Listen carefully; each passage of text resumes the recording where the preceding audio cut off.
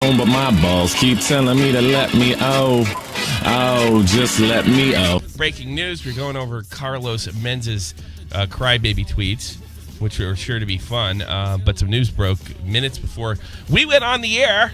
Mr. Steven Crowder has been demonetized. No super chats, no nothing, but essentially he lives behind a paywall, and this all results from a crybaby fest from Carlos Menza, who works for Vox Media, and he claimed that he gets a bunch of harassment by being called basically mean names. I watched them as the offending material.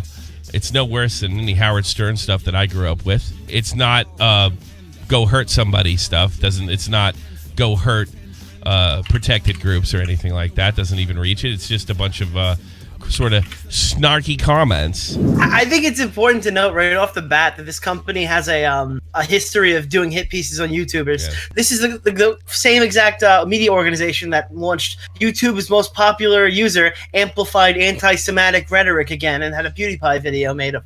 Yeah, Vox is basically flexing on people that just simply have more influence than them on the open marketplace of ideas. When we're in a place where you can't pull a victim card, they lose every time. And the only way to even the odds is use pejoratives and put people in a position, give them an ist or a phobe, and somehow, because they can't win the argument, there's no argument to be won. There's only, you called me a dirty name, and it goes beyond the realm of actually calling you a name. It's something level. It's something on the level of violence. I'm not aware of Steven Crowder doing anything like this. Milkshake them all, humiliate them at every turn, make them dread public organizing. If there's any statement that is so clearly pointing out a form of violence, not a form of serious violence, and to encourage another group not to organize, which is a clearly protected First Amendment right. I've never seen Crowder. Do we really go on have YouTube where if you call somebody a lispy queer, where you can lose your channel, your monetization? Let's listen to this gay wonks meltdown. I don't know what to say. YouTube has decided not to punish Crowder. He spent 2 years harassing me. He spent 2 years criticizing and calling you names and goofing on you. For the record, to me, not subscribe creators means that YouTube now treats anti-LGBT harasser with the same way it treats pro-LGBT content. Bonkers. So Carlos wants him demonetized. That's the argument. Demonetized or not. It's clearly this, or deplatformed or not, because obviously demonetization isn't enough. So it's silencing. This is about silencing. The really dangerous part about going for the sponsors here is that we've now found out recently through Boogie and his testimony that there are companies who don't give a fuck about political correctness, who don't give a fuck about half of these things, even the fucking pedo situation. They just know that they can pull their ads with everybody else and then come back on for a very, very, a much better percentage. Yeah, funny that calling somebody a lispy queer, goofing on their sexuality is, it's just a spit in the face of people that are actually abused. And this is a guy who uses gay slurs on himself as a punchline. Yeah, gay wonk is his fucking thing, and we're all supposed to follow. That's another thing I can't. It's not like he was like a gay news reporter that was respectable and stuff, and all of a sudden this Crowder comes in and calls him a lispy queer and calls him no good. None of that happened. This guy is. Jokes about his sexuality, but you can't do that unless you're on his side of the aisle, I guess. This is homophobic abuse to him. Okay?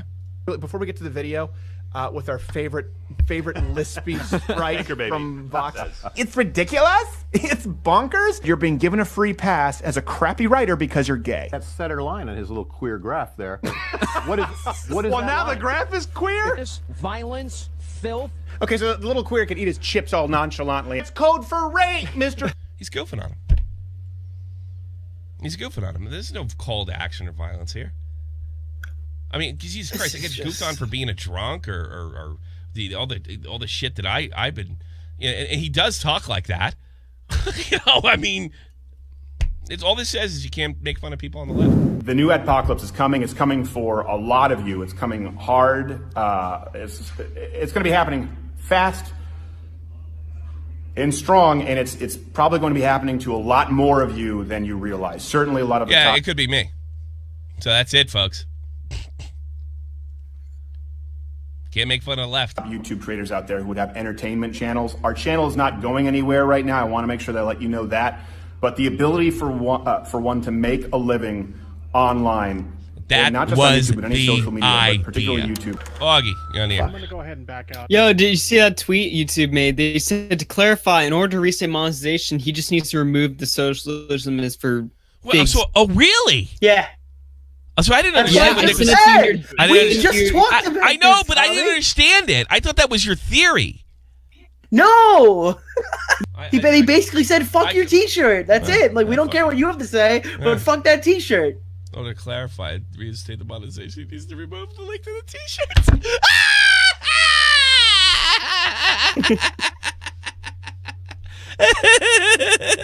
Oh, it's beautiful. Speech and thought crimes don't jive in the West because they could be used as clubs to silence opposition. I was taught as a kid, if my government were ever to go rogue, you take it back.